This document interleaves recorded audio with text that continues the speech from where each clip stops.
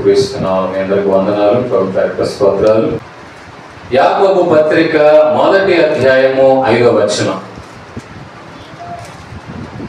చదవండి, గట్టి చదవాలి. చదివిన పిల్లలైనా పర్లేదు, పెద్దోళ్ళైనా పర్లా, అందరూ వాక్యం చదవడం మంచిది. మీలో ఎవరికైనాను జ్ఞానము కొదువగా ఉన్న ఎడల అతడు దేవునిని అడగవలెను, అప్పుడు అది అతనికి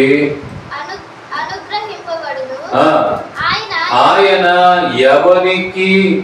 ఎవరిని గద్దింపక అందరికి ధారాళముగా దయచేయువాడు. హుషారు చెప్పండి, హల్లెలూయా. అయితే అతడు ఏమాత్రము సందేహింపక విశ్వాసముతో అడగవలెను. ఈ రోజున మనిషికి అవసరమైంది లోకపరమైన వాటన్నిటికంటే, వినండి అందరూ ఏంటంటే ఇటు చూడండి, వెళ్ళిపోతున్నాయి మాటలు, అర్థమైందండి? మీరు మీ మనస్సులోకి వెళ్ళాలి, హృదయంలోకి వెళ్ళాలి మాటలు. అడిగినప్పుడు గత వారం చెప్పినాయి, మళ్ళీ అడిగినప్పుడు చెప్పగలగాలి. ఆమేన్, హల్లెలూయా. ఎంత బాగా చెప్పాననే దానికంటే ఎంత మీ హృదయంలో అడుగు పెట్టింది దేవుని వాక్యం. ఏమండి, ఇది స్పర్ధ పోటీ కాదు, అర్థమైందండి? ఆత్మీయ ఎదుగుదల పొందే చోటు. కనుక చూడండి, వాక్యం వినడానికి ఇష్టపడండి. జ్ఞానము మీలో ఎవరికైనా జ్ఞానము కొదువుగా ఉన్న ఎడల, ఏంటంట? ఏది కొదువుగా ఉందంటే జ్ఞానము కొదువుగా ఉన్న ఎడల ఏం చేయాలంట? అతడు దేవునిని అడగవలెను. జ్ఞానం అంటే ఏంటి? ఎంతకి ఇంగ్లీష్ లో దాన్ని వాడిన పదం నాలెడ్జ్. జ్ఞానం కావాలి మనిషికి. జ్ఞానం లేకుండా ఈ రోజున ప్రజలు ప్రవర్తిస్తున్నారు.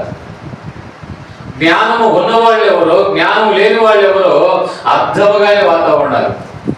చదువు లేని వాళ్ళు జ్ఞానము లేని వాళ్ళలాగా ఉన్నారు, చదువు ఉన్నవాళ్ళు కూడా జ్ఞానం లేని వాళ్ళ వలె ఉన్నారు.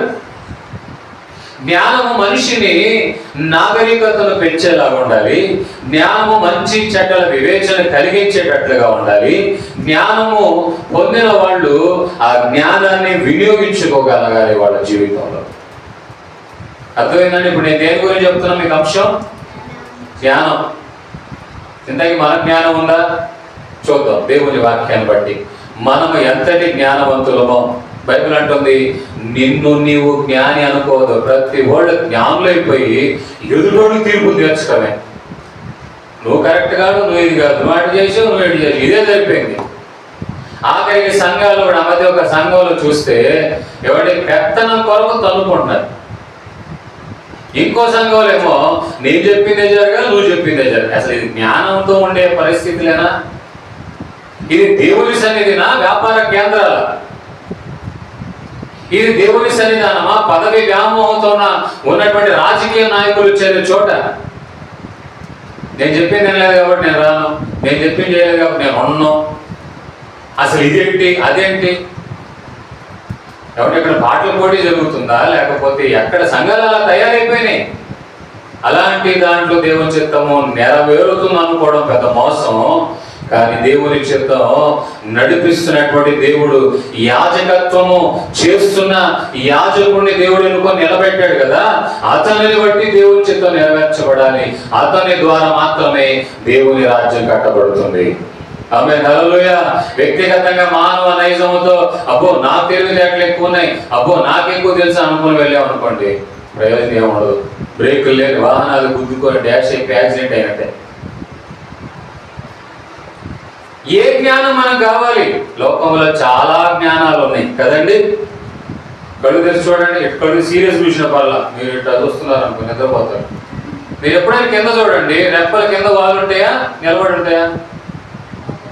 మరి నిద్రకి ఎవరు కారణం? ఇట్లా అనుకున్నాం అనుకో మూతపడిపోతాయి. ఏముంది దాంట్లో? విషయాలు చెప్పండి, హల్లెలూయా. ప్రియమైన దేవుని బిడ్డలారా, మనకేం కావాలి? జ్ఞానం కావాలి. We want knowledge. We get the knowledge by studying books, by seeing videos. But Bible says we get the knowledge by studying God's word. దేవుని వాక్యాన్ని ద్వారా మనము జ్ఞానాన్ని సంపాదించాలి. అర్థమైందండి?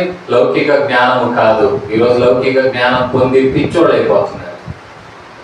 ఆ లౌకిక జ్ఞానం ఆఖరికి వాళ్ళని పాపములు నడిపిస్తుంది. ఆ లౌకిక జ్ఞానం ఆఖరికి మరణానికి దారితీస్తుంది. రకరకాల పిచ్చి పిచ్చి వీడియోలు చూడటం, రకరకాలుగా పిచ్చి సంస్కృతిని చదవటం, అర్థమైందండి? వాటి వెనకాల వెళ్ళిపోయి జీవితాలు పాడైపోతున్నాయి.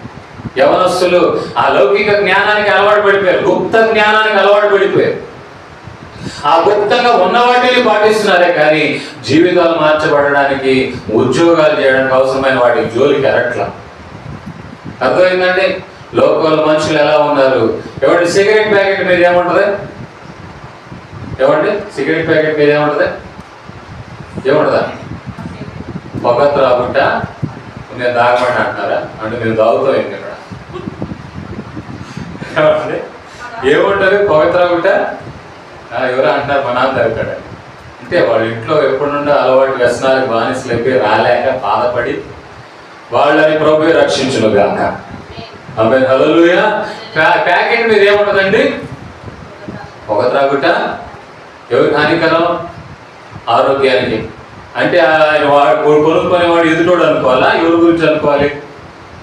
కొనేవాడు లేదా కొనే వ్యక్తి అతనికి హానికరమని కంపెనీ వాడు ఏం చేస్తున్నాడు ప్యాకెట్ మీద? ఇప్పుడు తాగాలనే తాగకూడదానా?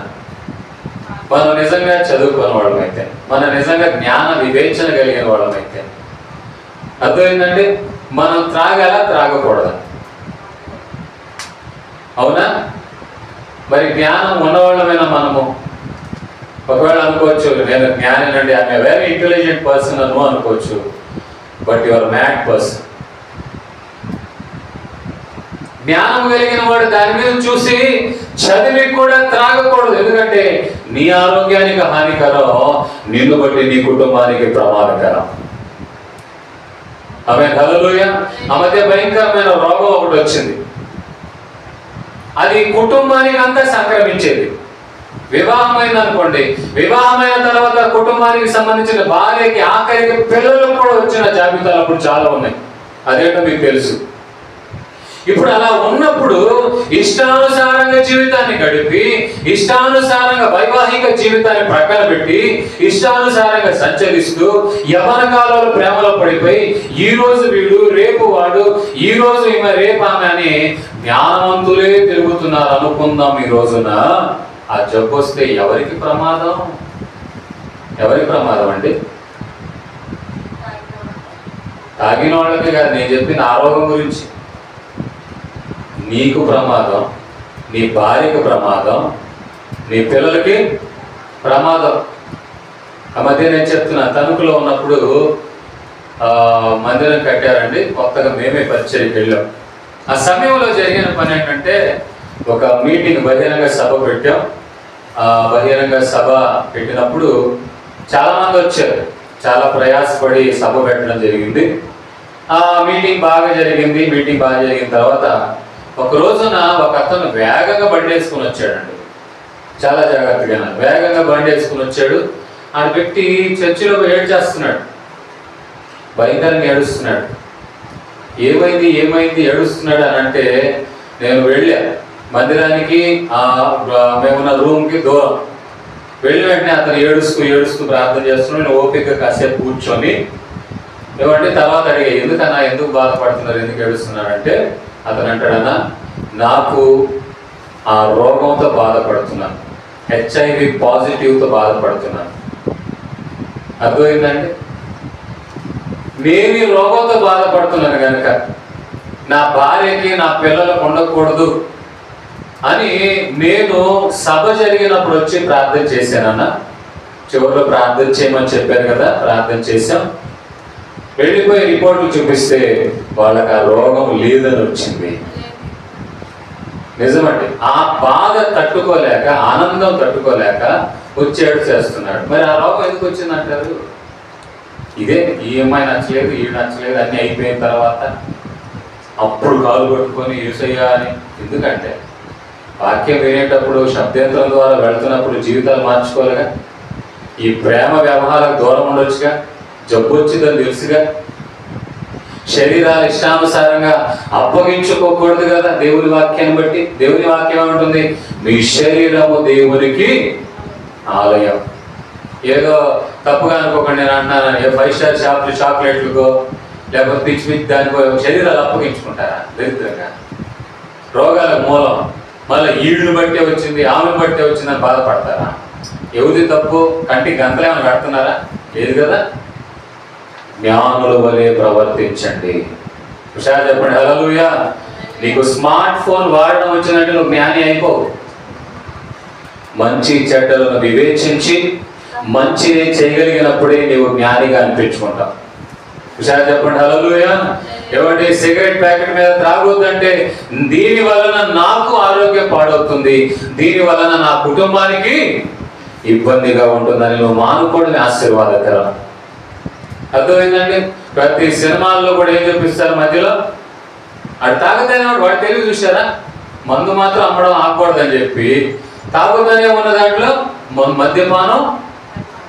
మరి ఆడు తాగుతున్నాడుగా, మరి ఎందుకు మద్యపానం పెట్టావు అని. ఏది ఆగకూడదని వాడు అనుకుంటాడు. వాడు తెలివిగా చూపించాం కదండి, వాడు తగ్గితే నన్ను ఏం చేయమంటారు అంటాడు. కానీ జ్ఞానం నువ్వు పాటించాలి.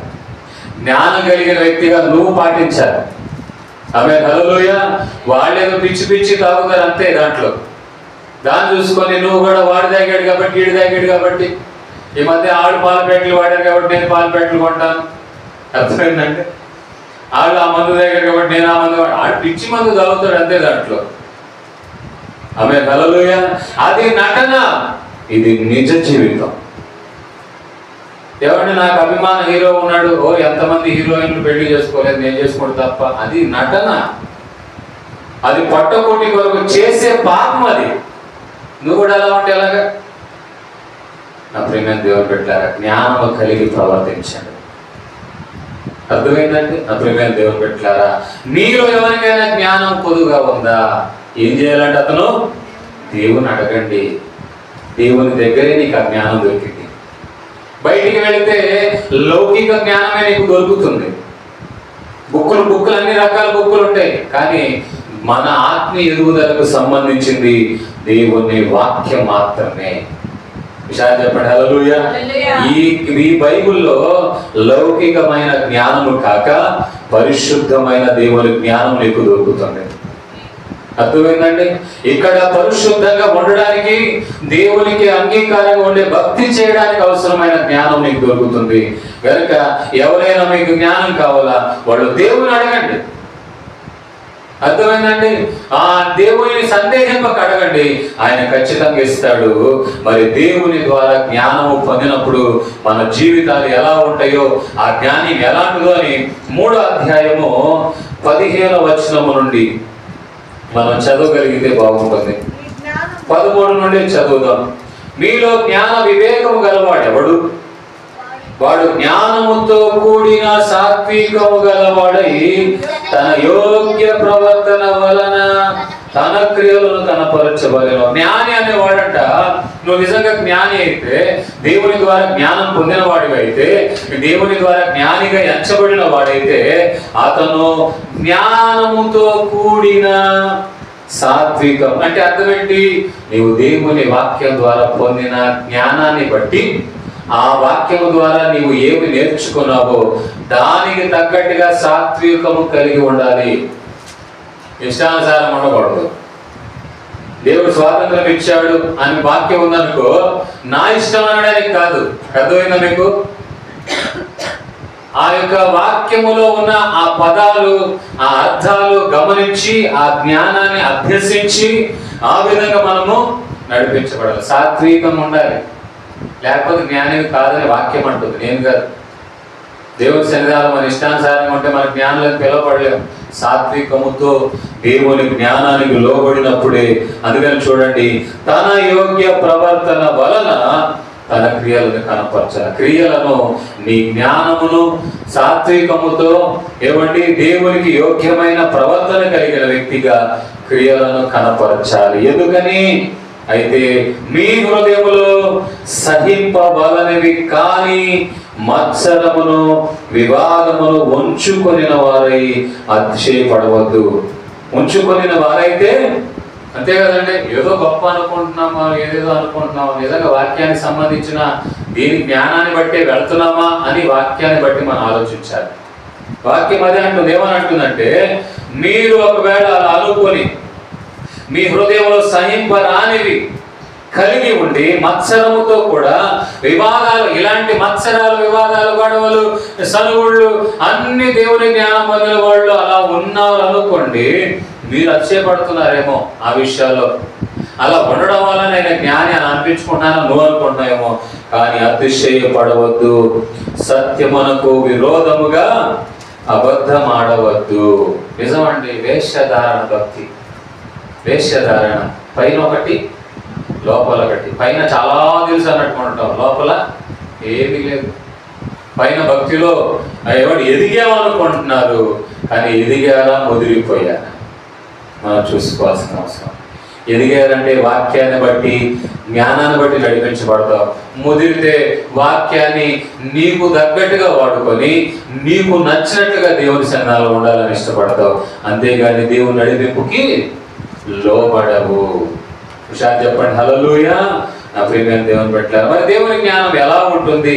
15వ వచనంలో మనం చూద్దాం. ఈ జ్ఞానము పై నుండి వచ్చినది గాని, పై నుండి వచ్చినది కాక, భూ సంబంధమైనది, ప్రకృతి సంబంధమైనది. ఏ జ్ఞానం గురించి చెప్పాడు? పై నుండి వచ్చిన జ్ఞానం గురించి కాదండి, లౌకిక పరమైన జ్ఞానాన్ని పొంది అతిశయపడుతూ ఇది దేవుని వలన వచ్చింది అని అనుకున్నారు కదా. పై నుండి వచ్చినది కాక, జాగ్రత్త చదవాలి పద, మిస్ అయ్యారా? కరెక్ట్ రాలేదు మీరు అనుకుంటారు. పై నుండి వచ్చినది కాక, ఏ జ్ఞానం అది? నువ్వు ఏదైతే అతిశయపడుతున్నావో, నువ్వు ఏదైతే వాక్యానుసారంగా నడిపించబడట్లేదో, అన్ని తెలుసని అనుకొని ఎదిగేవో అనుకుంటూ ముదిరిపోయిన అనుభవాలు నడిపించబడుతున్నావో, ఆ జ్ఞానం అంట పై నుండి వచ్చినది కాక, భూ సంబంధమైనది. అదే అండి, ఆ జ్ఞానమును కలిగి ఉన్నావు అంటున్నాడు. ఎవరు? యాకోబు. మరి ఇప్పుడు నిజంగా మనకు ఆ జ్ఞానం ఉందంటారా? హుషారు చెప్పండి హల్లెలూయా. ఆ మధ్య కొన్ని కూటానికి వెళ్ళేవాళ్ళు నడిపింపుకు లోబడి వాక్యం చెప్పేటప్పుడు వింటారు కదా, చూస్తున్నారు ఇక్కడ చెప్తుంటే మధ్యలో మాట్లాడుతుంటారు. ఇక్కడ అదేంటండి అని అంటారు, ఇరుదుకండి అంటారు. ఎందుకనంటే వీడు ఎదిగాడని అతి తెలివి. ఈ మధ్య అనబడలే కానీ ఒక ఆయన ఉండేవాడు, ఆయన ఇప్పుడు లేడులే పాపం, అనారోగ్యంతో చనిపోయాడు. ఆ వాక్యం చెప్తానే ఉంటారు, మధ్యలో కల్పించుకుంటాడు. నేను బాగా చదువుకున్నానండి, ఇవన్నీ తెలుసు నాకు. అసలు వాక్యం జ్ఞానం ఉన్నాడు, వాక్యం చెప్తుంటే మధ్యలో దొరుకుతాడు. అసలు చెప్పండి, హావభావాలు చూపిస్తాడా అంటాడా? లేకపోతే కళ్ళు ఎగ్గరాస్తాడా? ఉరుమురు చూస్తారా? అర్థమైందన్నమాట. ప్రియమైన దేవుని వాక్యం చెప్తుండే మధ్యలో దూరేవాడు. ఇంకా అందరూ విసిగెత్తేవాడు, అబ్బా ఏంద్రా బాబా చెప్తున్నాడుగా బాగా, మళ్ళీ ఎందుకు మధ్యలో దూరుతున్నాడు, ఈయన మళ్ళీ ఎందుకు డిస్టర్బ్ చేస్తున్నాడు, ఆయన బాగా చెప్తున్నాడు, వాక్యం బాగా చెప్తున్నాడుగా. ఆ జ్ఞానము ఒకవేళ బయట చదువులు లేకపోతే ఆధ్యాత్మికంగా బైబుల్ చదివాం అని అనుకున్నా, బైబుల్లో ఉన్న జ్ఞానాన్ని నువ్వు పొందకుండా ఏమంటే తప్పుడు విధంగా ఆలోచించుకుంటున్నావు అనుకోండి, అది పై నుండి వచ్చిన జ్ఞానం కాదు. భూ సంబంధమైన జ్ఞానం అంటే భూలోకాలు కూడా అలాంటి బాగా తెలుసండి అనేవాళ్ళు ఏం చేస్తారు? ఒప్పుకుంటారా? ఒక విషయం చెప్పాను అనుకోనండి, ఆయనకున్న ఒపీనియన్ చెప్పాడు, వెంటనే ఏం చేయాలి? ఓకే ఆయన ఒపీనియన్ చెప్పుకుంటున్నాడండి, విందాం, అది కూడా విందాం, అది వినాలని ఇష్టపడాలి. అదేందండి, అదే కుదిరింది, అదేంటి వీడికి ఏముంది ఇప్పుడు భూ సంబంధమైన ఆడికంటే నేను తెలియగలిగి అనుకుంటున్నాడు కాబట్టి అది వినాలనుకుంటున్నాడు. నీకెన్ని తెలిసినా నువ్వు జ్ఞాని అని అనుకోవద్దు. మనం తెలుసుకోవాల్సిన విషయాలు చాలా ఉన్నాయి. హుషారు చెప్పండి హల్లెలూయా. రెడీ చెప్పండి హల్లెలూయా. ఏమండి నా ప్రియమైన దేవుని బిడ్డలారా, దేవుని వాక్యంలో చూస్తున్నాం, నీవు కలిగిన ఆ మత్సరముతో కూడిన జ్ఞానం ఏదైతే ఉందో, నీవు కలిగిన ఆ భూ సంబంధమైన జ్ఞానం ఏదైతే ఉందో, నీవు కలిగిన ఆ చదువుకున్నాము నాకు తెలుసు అనుకున్న జ్ఞానం ఏదైతే ఉందో, అది లౌకికపరమైన జ్ఞానం, అది భూ సంబంధమైన జ్ఞానం, అది పై నుండి వచ్చింది కాదు. ఏలయనగా మత్సరమును వివాదమును ఎక్కడ ఉండునో అక్కడ అల్లరియు ప్రతి నీచ కార్యమును ఉండును. ఇక్కడ చెప్పండి హల్లెలూయా. అక్కడే గొడవలు ఉంటాయి, అక్కడే సమస్యలు ఉంటాయి, అక్కడే విభిన్నత్వం వచ్చేసింది, అక్కడే నచ్చదనే వాతావరణాలు వస్తాయి. కానీ జ్ఞానం కలిగిన వాడు ఏం చేస్తాడు? మౌనంగా ఉంటాడు. ఇది మనం గమనించాలి. అర్థమైందండి? జ్ఞానం కలిగిన వాడు మౌనంగా ఉంటాడు. జ్ఞానం కలిగిన వాడు ఏం చేస్తాడంట? అయితే పై నుండి వచ్చు జ్ఞానము మొట్టమొదటి పవిత్రమైనది, తరువాత సమాధానం. చూడండి అంత మంచి మాటలో, అయితే పై నుండి వచ్చిన జ్ఞానం నువ్వు పొందేవని అనుకుంటున్నావా? అయితే ఏం చేయాలంట? ఏమండి? మొదట అది పవిత్రమైనది, తర్వాత సమాధానకరమైనది, తర్వాత మృదువైనది, తర్వాత సులభముగా లోబడినది, తర్వాత కనికరముతో మంచి ఫలముతోను నిండుకొనినది, పక్షపాతమైనను వేషధారణను లేనిదై ఉన్నది. హుషారు చెప్పండి హల్లెలూయా. ప్రియమైన దేవుని బిడ్డలారా, మనము జ్ఞానులు. మీ బైబిల్ అందుకే దానియేలు గ్రంథంలో మాట ఉంది, దేవుని ద్వారా ఎంచబడిన జ్ఞానులంట లోకములు ఎలా ఉంటారంటండి? జ్యోతుల వలె ఉంటారు. ఎలా ఉంటారు? జ్యోతుల వలె. జ్యోతులు బైబిల్లో చూడగలిగితే దేవుడు 2 పెద్ద జ్యోతులు చేశాడంట. ఆ మన ఊర్లో ఉన్న పేర్లు ఉన్న జ్యోతులు, లేకపోతే నా పేరు కూడా పర్వాలేదండి, నేను కూడా వేసుకుంటా దాంట్లో. ఏమండి?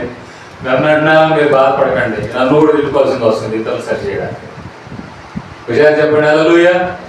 ఏమంటే ఆ జ్యోతుల గురించి కాదు. 2 పెద్ద జ్యోతులు ఏంటంట?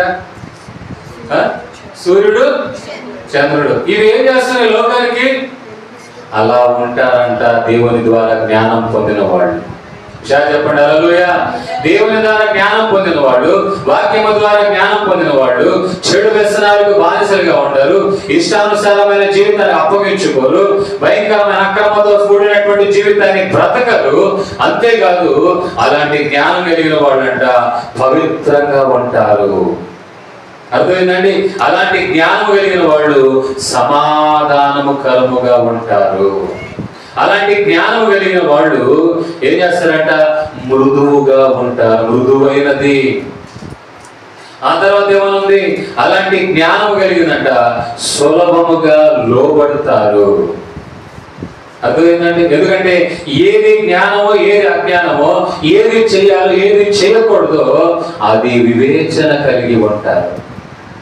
చెప్పండి హల్లెలూయా. ఈరోజు జ్ఞానం లేదండి. ఎందుకో తెలుసా? చిన్నప్పుడు మీరు నమ్ముతారో లేదో, నేను చదువుకుంటున్న రోజు చెప్తున్నా, ఇక్కడ నాకు తెలిసి ఒక వ్యక్తి తరంలో తనకంటే ముందున్న తరం వాళ్ళని చూసింటాడు, తనకంటే వెనకొచ్చిన తరం వాళ్ళని కూడా చూస్తుంటాడు కదా. 3 తరాలు. మా టైంలో మేము చదువుతుంటే మాకు తెలిసిన మిస్సులు ఉండేవాడు కొంతమంది. జాగ్రత్తగా వాళ్ళకేమో కోపం వచ్చింది అనుకో, ఆ చెక్క డస్టర్లు ఇప్పుడు కనపడట్లేదు నాకు తెలుసు, డిజిటలైజేషన్ వచ్చిన తర్వాత తీసుకుని ఇసిరేసేది అంతే. ఒక్కడు ఎదురు తిరిగేవాడు కాదు. అర్థమైందా? కొడుతుంటే చేతులు వాతలు పడి అయినా ఎదురు తిరిగేవాడు కాదు. ఇప్పుడు పెద్ద పెద్ద లెక్చరర్ని, ప్రొఫెసర్ని, బాగా అనుభవం కలిగినటువంటి వాళ్ళని, బాగా పుస్తకాలను బట్టి జ్ఞానాన్ని సంపాదించిన వాళ్ళను కూడా జ్ఞానం కొరకు వచ్చిన వాళ్ళు ఏం చేస్తున్నారు? ఇప్పుడు వాట్ దే ఆర్ డూయింగ్? వాళ్ళు ఏం చేస్తున్నారు? ఎదురిస్తున్నారు. వాళ్ళు ఎవరు? ఈ జీవితాన్ని, భావితరాన్ని బాగు చేసేవాళ్ళు. విషయాలు చెప్పండి హల్లెలూయా. ప్రియమైన దేవుని బిడ్డలారా, వాళ్ళని ఎదిరించే జ్ఞానం ఈరోజు కనపడుతుంది. అది బయట కానీ సంఘములో కూడా. సేవకుడు ఎవరు? పరలోక రాజ్యాన్ని నేను సిద్ధపరచడానికి అహర్నిశలు ప్రయాసపడి నీవు దేవుని మార్గంలో తొలగిపోకుండా, నీవు దేవుని మార్గంలో స్థిరంగా ఉంటూ, దీవించబడుతూ, ఆశీర్వదించబడుతూ, మరింతగా అభివృద్ధి చెందాలని, మరింతగా నీవు ఉత్తేజింపబడాలని, మరింతగా ఉన్నతమైన ఆశీర్వాదాలు పొందాలని ప్రయాసపడుతూ ఉన్నవాడు సేవకుడు.